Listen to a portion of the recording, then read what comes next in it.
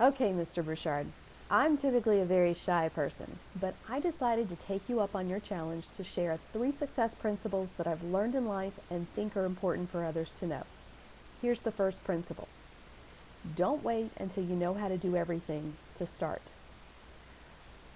I have always been prone to get in over my head, so to speak, deliberately. I don't know why exactly, but doing something I'm not quite sure I can do, or almost certain I can't, excites me. I never seem to like easy things, but tend to gravitate towards challenge. I was once told in a meeting with an executive from a national company, never show up to a gunfight with only a knife. I looked straight at him without batting an eye and said, at least I had the guts to show up. But actually, I was dying inside.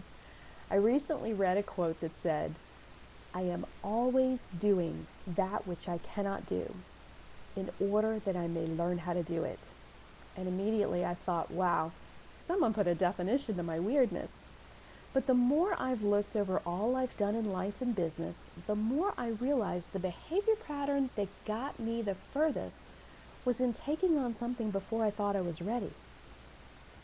Number 2, and this has been huge for me, in business and in life, give and don't keep score.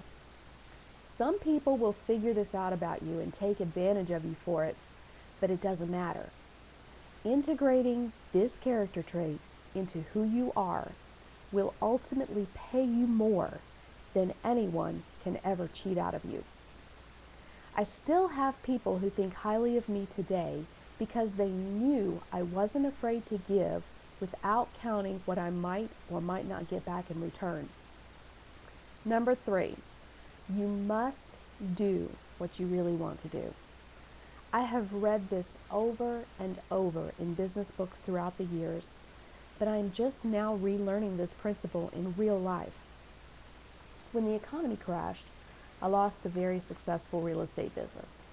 I loved doing that, but I became scared and desperate and took a couple of jobs I didn't really like because I knew I could do them. Then I started my own business again, and the match was instantly lit. Before I knew it, I had 25 employees, was leaving my house at 4 a.m. and not getting home until midnight, and never missing my downtime at all.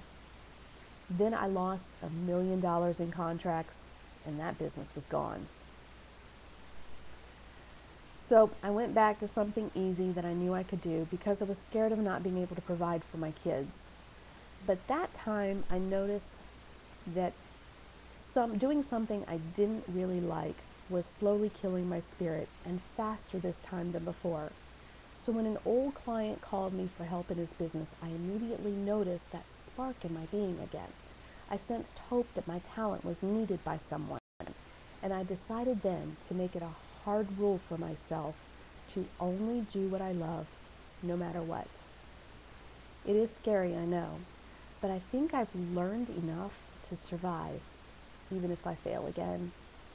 And we all know in business, failures are just very valuable experiences and necessary to teach us what we really need to know to move forward and try again. So, what are you waiting for?